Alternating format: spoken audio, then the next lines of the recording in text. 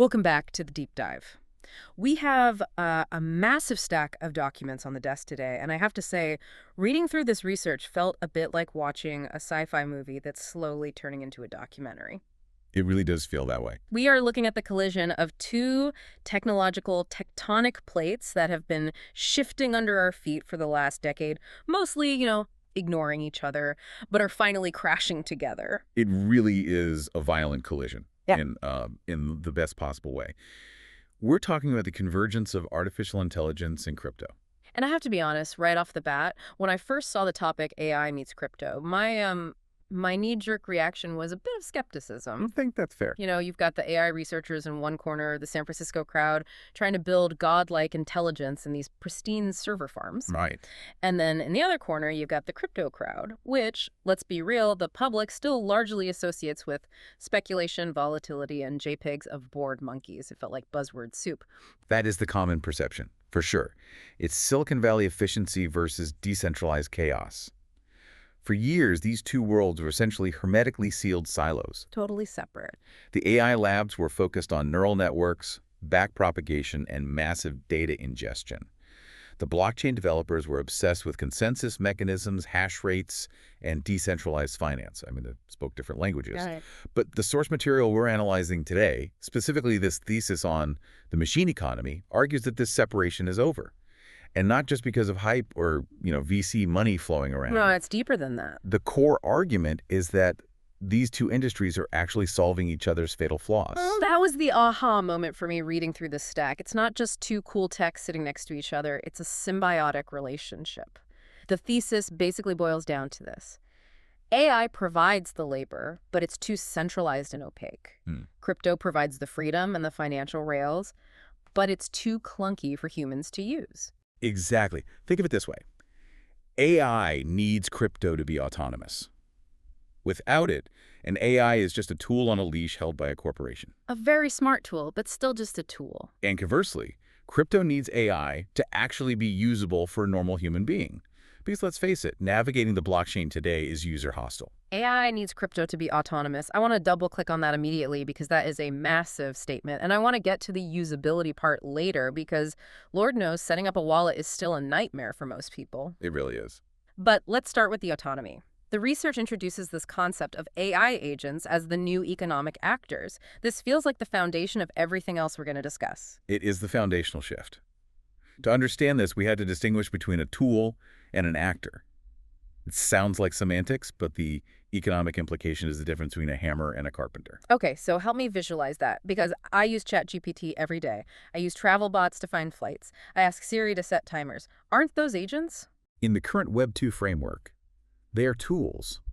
Let's look at the travel example from the source material because it really highlights the limitation. Okay. You go to a travel aggregator, Expedia, Kayak, whatever, and you say, find me a flight to Paris, leaving Friday, under $800, aisle seat. The bot is brilliant at retrieval. It scours the database, it finds the flight, it queues it up, it does the information processing perfectly. But then what happens? It stops. It throws up a form. It asks for my credit card. It asks for my billing address. It hits the human bottleneck. It cannot finalize the state change. It cannot execute the trade. It needs you to type in the CVV code, verify your billing address, and effectively give it permission to spend your money. Right. It has no financial agency of its own. It is a retriever, not a buyer. Because Wells Fargo isn't going to let a Python script open a checking account. They absolutely won't. The entire traditional banking system relies on KYC, know your customer. That customer has to be a biological entity with a pulse or a registered corporation with a tax ID. Software is neither. So the AI is always a slave to a human bank account. Always. In the traditional web, it can look at the menu, but it can't order dinner. And this is where the crypto web, or Web 3, flips the script. Precisely. In crypto, an account isn't tied to a passport, a face, or a social security number. It's tied to a private key, a cryptographic signature. Okay. If you generate a private key and load it with 1 ETH, the blockchain does not care if you are a human, a corporation, a government, or 10 lines of Python code running on a server in a basement. So if I embed a wallet into an AI agent, if I give the code the private key, I've effectively given it a bank account. You have. I've turned it from a tool into an economic actor. You've given it agency. Yeah. Now, replay that Paris scenario with a true AI agent. You tell the agent, Book the trip, here's your budget of 2 ETH. The agent finds the flight, but instead of popping up a window for you, it negotiates via API directly with the airline's booking bot. Okay, so it talks to the other machine directly. Directly. It executes the transaction on the blockchain, maybe converting that ETH to a stablecoin like USDC for settlement. Yeah. It books the Uber to the airport. It pays the hotel deposit. It holds the tickets in its own digital wallet. It removes the friction completely. Yeah. I'm not micromanaging the payment, I'm managing the outcome. Exactly. I'm acting like a CEO giving a budget to an employee rather than a parent handing a credit card to a child. And that scales. Mm. Where this gets mind-bending is when you take the human out of the loop entirely. The machine-to-machine economy, or M2M. Right. The source material uses the self-driving car example, which I think illustrates this perfectly because it combines the physical world with the digital. I love this visual. So picture a future where a Tesla or a Waymo is operating as a robotaxi. It's dropping off passengers, earning fares. It's an AI agent on wheels. Mm-hmm. But eventually the battery runs low. Right. It needs energy. So the car drives itself to a charging station. Mm-hmm. Now, in this future, the charging station is also an agent. It's a smart asset with its own wallet. So it's not just a dumb plug. No, not at all. The car doesn't just plug in. The car and the station communicate digitally. The car says, I need 10 kilowatt hours. The station says, current dynamic price is 15 cents per kilowatt hours because the grid is stressed. And the car can haggle? It can haggle based on its programming. The car might say, that's above my program threshold. My algorithms show a station 2 miles away charging 12 cents. I have enough range to get there. I'm leaving. Wow. The station's pricing algorithm sees it's losing business, checks its own utilization rate, and counters. Okay, 13 cents if you charge right now.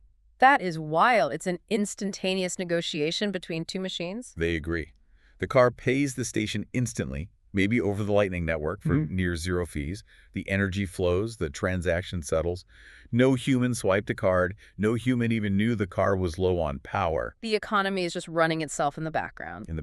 Okay, but I have to play devil's advocate here. This is the question that always comes up when we talk crypto. Why do we need a blockchain for this? Why can't the car just have a preloaded Visa card? Why can't it use Apple Pay?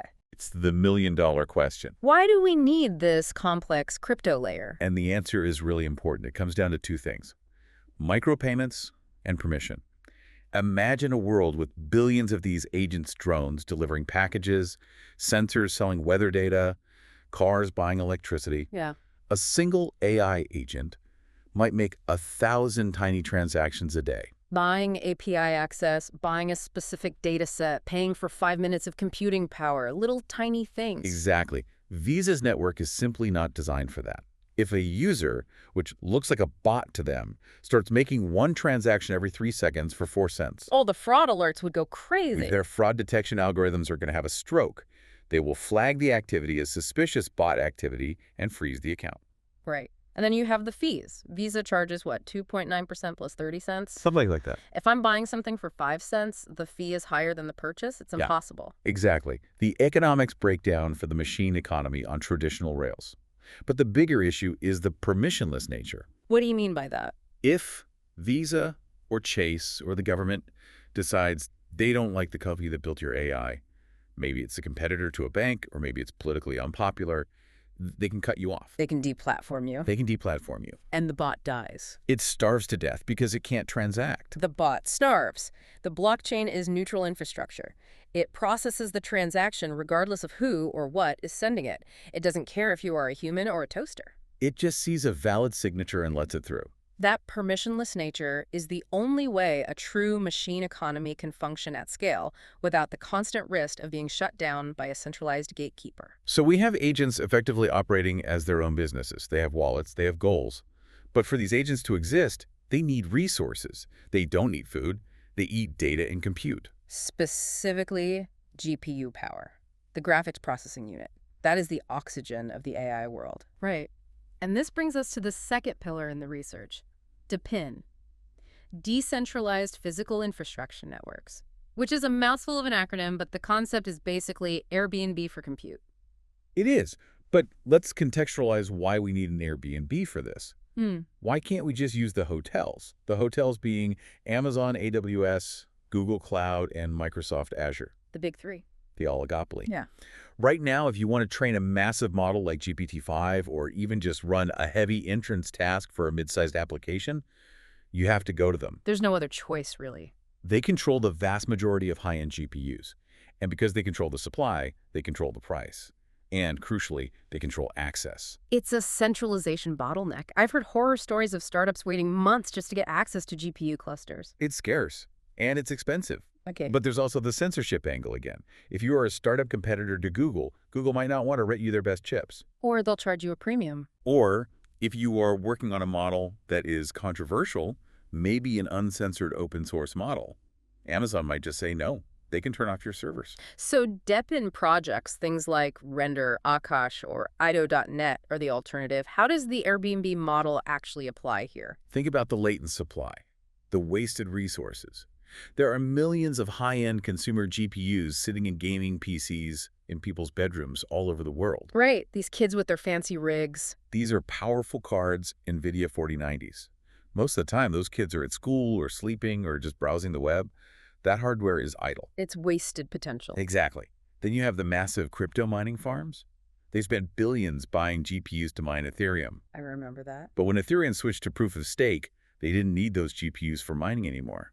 Those racks of hardware are often sitting there, dormant or underutilized. So DEPIN is a marketplace connecting that idle supply with the demand. Precisely. If you have a gaming PC, you install a piece of software, let's say the Render Network client, or IO.net worker. When you aren't playing Cyberpunk 2077, your computer connects to the network and signals, I am available. Okay. On the other side, a graphics studio or an AI researcher submits a job. I need to render this 4K scene, or I need to run this batch of inference calculations. And the network routes that job to my bedroom in Ohio. It breaks the job into chunks. It routes those chunks to you, to a mining farm in Norway, and to a gaming cafe in South Korea. Your GPU does the math. The network verifies the work cryptographically. And I get paid? And you get paid in the network's native token. You've turned a depreciating asset, your gaming PC, into a revenue stream. That explains why the suppliers would do it, passive income. But why would an AI company use this over AWS? Is it just ideology? Is it just about decentralization? No, it's cold, hard economics. It is often significantly cheaper. The source suggests up to 80% cheaper in some cases, because you are utilizing sunk cost hardware. AWS has to build new data centers, pay for massive cooling systems, pay for prime real estate, and buy the chips at market rate. Right, their overhead is massive. These dependent networks are just utilizing hardware that people already bought for other reasons. The capital expenditure is already done. 80% cheaper is the difference between a startup surviving or dying. That's not a small margin. It's massive. But the long-term play, again, is resilience. By decentralizing the physical infrastructure, you ensure that no single CEO in Silicon Valley has a kill switch on the development of artificial intelligence. It's censorship-resistant compute. Exactly. If Amazon's region goes down, half the internet breaks. If a node in the DePIN network goes down, the protocol just reroutes the job to the next neighbor. It democratizes the fuel of the intelligence revolution. Okay, so we have the agents, the actors, and DePIN, the power plant. But there is a darker side to this convergence that the source material spends a lot of time on, and frankly, this is the part that worries me the most as a regular person. We need to talk about the post-truth era. The deepfake crisis. This is where the rubber meets the road for society. It feels like we are right at the precipice. I see videos now, presidents saying things they never said, CEOs declaring bankruptcy, celebrities endorsing scams, and I legitimately cannot tell if they are real. You can't. The technology is getting too good. The quality is improving exponentially. It is. And the danger isn't just that we get fooled once or twice. The danger is what researchers call the liar's dividend. The liar's dividend. If you can't trust your eyes and ears, how does a society function? If a deepfake of a CEO can crash a stock price by 20% in the 5 minutes it takes to verify the truth, the markets become a casino. Or worse. Imagine a deepfake of a world leader declaring war going viral. Yeah. By the time it's debunked, real missiles might have already launched. Exactly. The research argues that AI breaks the trust layer of the internet. The internet was built on the assumption that creating high-fidelity video was hard and expensive, so usually it was real. Right. It took a Hollywood studio to fake something well. Now, creating reality is free and instant. So how does crypto fix this? Because usually people associate crypto with scams, not truth. It seems like an odd savior. It is ironic. But remember, the underlying technology of crypto is cryptography. It's about proving things mathematically. This leads us to the third pillar, content verification. The notes mention the C2PA standard and the Starling protocol. I want to get into the weeds here. How does this actually work in practice? Is it a watermark? Because I can Photoshop a watermark out in 10 seconds. It has to be much deeper than a visual watermark. The solution the industry is moving toward is a hardware-based certificate of origin. Hardware-based. Imagine a camera, a high-end device used by a journalist at the Associated Press. In this new system, that camera isn't just a lens and a sensor. It has a specialized secure element chip inside it. Like the secure chip in a credit card. Similar concept. Yeah. That chip holds a private encryption key that cannot be extracted. When the shutter snaps, the hardware cryptographically signs the image data at the moment of capture. It creates a hash, a unique digital fingerprint of those specific pixels, combined with the GPS location and the timestamp. And that signature is stored where? It's anchored on a blockchain. So you have a permanent, immutable record that says, this specific image data was created by device ID associated press camera, #4, at these coordinates, at this time. So it's immutable. You can't go back and change the timestamp because the blockchain record is already there. Exactly. And here is the key. If you try to open that photo in Photoshop and add a tank in the background, or change the color of the sky, the cryptographic seal breaks. How? Because the hash of the new edited image wouldn't match the signature on the chain. The math wouldn't add up. You would see that the chain of custody has been broken. Okay, but how do I, the user, see this? I'm scrolling through X, formerly Twitter. I see a war photo. I'm not running a command line script to check hashes. No, of course not. In this future, your browser or the app has a native verify feature. You see a little icon next to the image, maybe a check mark or a specific C2PA shield. You click it, and it queries the chain.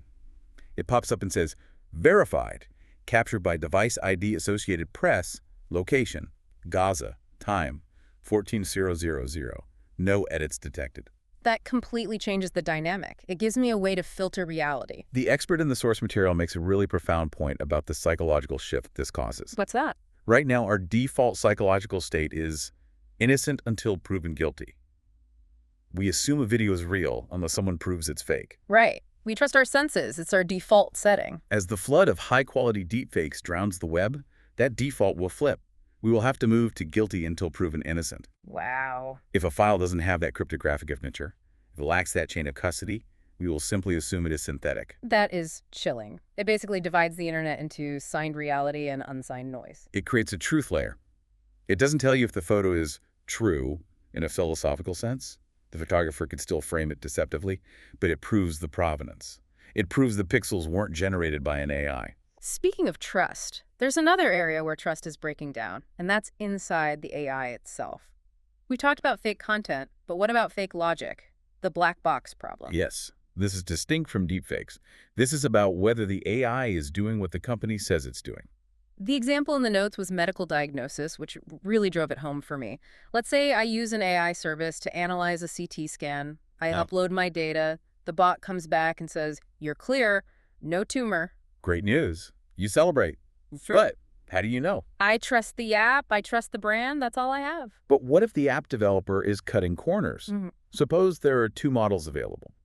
Model A is the gold standard, highly accurate, FDA approved, but requires massive computing power and costs the company $10 to run per scan. Okay, the premium option. And Model B is a cheap, fast, lightweight model that is 30% less accurate and costs 1 cent to run. And the developer wants to save on server costs. They want to pocket the difference. Exactly. You send your data into the cloud. It's a black box. You have no way of seeing which code actually executed on their servers. So they could be lying to me. They could run the cheap model, give you a potentially wrong diagnosis, and charge you for the premium one. You are operating on blind faith. That is terrifying when you apply it to medicine or finance or structural engineering. If I'm paying for the best intelligence, I need to know I'm getting it. You have to know. So how do we force them to be honest without auditing their servers physically? This introduces the fourth pillar. ZKML, zero-knowledge machine learning. Zero-knowledge proofs are one of those concepts that makes my brain hurt every time I hear it. Can we get the ALI 5 version? How can you prove you know something without telling me what it is? Okay, let's try. Think of it like, where's Waldo? I want to prove to you that I found Waldo in a busy picture, but I don't want to reveal where he is because I want to sell you the solution later. Okay, so you want to prove the result without revealing the location. Exactly. Yeah. I could take a giant piece of cardboard with a tiny hole in it. I place the cardboard over the picture so that only Waldo shows through the hole. I see. You can see Waldo. You know I found him.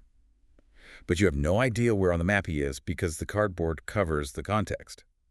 I proved I have the knowledge I found him without revealing the secret data, his coordinates. Okay, that makes sense. I can verify the outcome without seeing the full map. So how does that apply to the medical AI? With ZKML, the AI provider can generate a cryptographic proof alongside your diagnosis. This proof is a mathematical artifact that guarantees I took your specific input, the scan, I ran it through the specific hash of Model A, the expensive one, and this is the result. And they can prove that without showing me the code for Model A, because that code is their IP. They don't want to open source it. Correct. That is the zero knowledge part. They protect their trade secrets, the weights of the model, but you get mathematical certainty that they didn't bait and switch you with the cheap model. This feels like it's essential for automation. If we're going to have agents paying other agents, they need a way to verify the goods were delivered. Precisely. You can't have a machine economy built on, trust me, bro. You could write a smart contract that says, pay this AI service 100 USDC, but only if a valid ZK proof is attached verifying the correct model was used. It automates the trust. It enables trustless AI. You don't need to trust the company, you trust the math. We've covered agents, infrastructure, verification, and logic. We have to talk about the elephant in the room, the thing everyone in crypto actually does: markets, finance. You have to. Because when you mix superintelligence with programmable money, things are going to get weird. You can't separate this from finance. AI and crypto are both optimization machines, and AI is already quietly taking over DeFi, decentralized finance. It's not just humans trading tokens anymore. The outline mentions MEV bots, maximal extractable value. It sounds aggressive, like something from a cyberpunk novel. It is aggressive. It is predatory. To understand MEV, you have to understand how a blockchain transaction works. When you click swap, your transaction doesn't happen instantly. It goes into a waiting room called the mempool. The public waiting room. Everyone can see who is in line. Exactly. It's a dark forest. You submit a trade to buy a large amount of a token. It enters the forest. An MEV bot, which is just a highly specialized AI running on a server close to the node, is watching the forest. It's scanning everything. It sees your trade. It calculates, if this guy buys this much, the price will go up by 2%. So it knows the future, basically, a very short-term future. It calculates the inevitable outcome. So it uses its speed to sprint ahead of you. It pays a slightly higher gas fee to the miners to get its transaction processed before yours. It cuts in line. It cuts in line. It buys the token milliseconds before you do.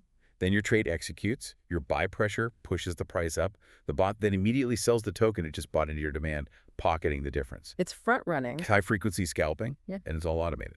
And these aren't humans sitting at keyboards. No, these are algorithms battling each other for fractions of a penny, millions of times a day. They are faster, smarter, and more ruthless than any Wall Street trader. It sounds like the financial markets are becoming a battleground for code. But looking beyond just the front-running, the real shift seems to be AI portfolio managers. Ideally, yes. This is the productive side. Imagine a hedge fund that never sleeps, doesn't panic, has no ego, and can read everything. The LLM trader. Right. You give your capital to a smart contract controlled by an AI agent. This agent isn't just looking at price charts. It is reading every white paper that gets published in real time. It's auditing the code of new protocols for security risks. That's a huge step up. It's monitoring Twitter and Reddit for sentiment analysis. So if it sees a sudden spike in people calling a project a scam, or sees a developer moving funds suspiciously, It can react instantly. It can pull your funds to safety before a human trader has even read the headline. It can process more data in a second than a human analyst could in a lifetime. that sounds amazing for efficiency. But the source material warns about the systemic risk. The flash crash scenario. We saw this in traditional markets in 1987. The Black Monday crash was largely driven by program trading rudimentary algorithms that all decided to sell at the same time. And those were simple scripts, like really simple. Exactly. Now imagine that on steroids. Imagine you have 10,000 AI agents managing billions of dollars. They are all trained on similar data sets, like the internet. They all read the same news feeds. And they all see the same signal at the same time, maybe a deep fake or a specific market pattern. And they all decide to sell ETH at the exact same millisecond. Because the blockchain executes instantly and operates 247 without circuit breakers to halt trading. You could see a liquidity cascade. A death spiral. The price could drop 99% in seconds as the bots blindly follow their logic into the abyss. The market becomes incredibly efficient, but incredibly brittle. That is the double-edged sword of the machine economy. Speed kills. Before we wrap up, I want to touch on the final segment of the research, which is a bit more hopeful. It's about culture and ownership. Yeah. We usually think of this tech as cold and industrial bots, markets, infrastructure, but there's a creative angle here too. This is the convergence of generative AI and NFTs. And I know NFTs have a bad reputation, but we need to look past the cartoons. We're not talking about pictures of apes. We are talking about owning the intelligence itself. The concept of the data DAO really stuck with me. Can you explain that? Because right now, the relationship between us and AI companies feels very one-sided. It is.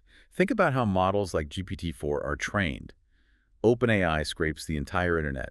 They take your blog posts, my photos, your Reddit comments, everyone's data. All of our collective knowledge. They ingest it, train a model, and then sell subscriptions to that model. They keep 100% of the profit. We provide the raw material, the knowledge, and they keep the value. We are digital serfs. Right. A data DAO, data decentralized autonomous organization, flips this. Imagine a community of people, let's say poets or radiologists or architects. They all agree to pool their specific high-quality data into a shared vault. A co-op for data. Exactly. They use that pooled data to train a specialized poet AI or medical AI. Because they control the data, they control the training. Who owns the resulting AI model? The DAO owns it. Yeah. The token holders, the people who contributed the data, own the model. It's tokenized. I see. If someone wants to use that model to write a greeting card or diagnose a patient, they pay a fee. That fee flows back to the DAO and is distributed to the contributors. It allows us to monetize our own digital footprint. Instead of giving it to Google for free, we invest it. It turns intelligence into an asset class. You can own a share of the architect bot.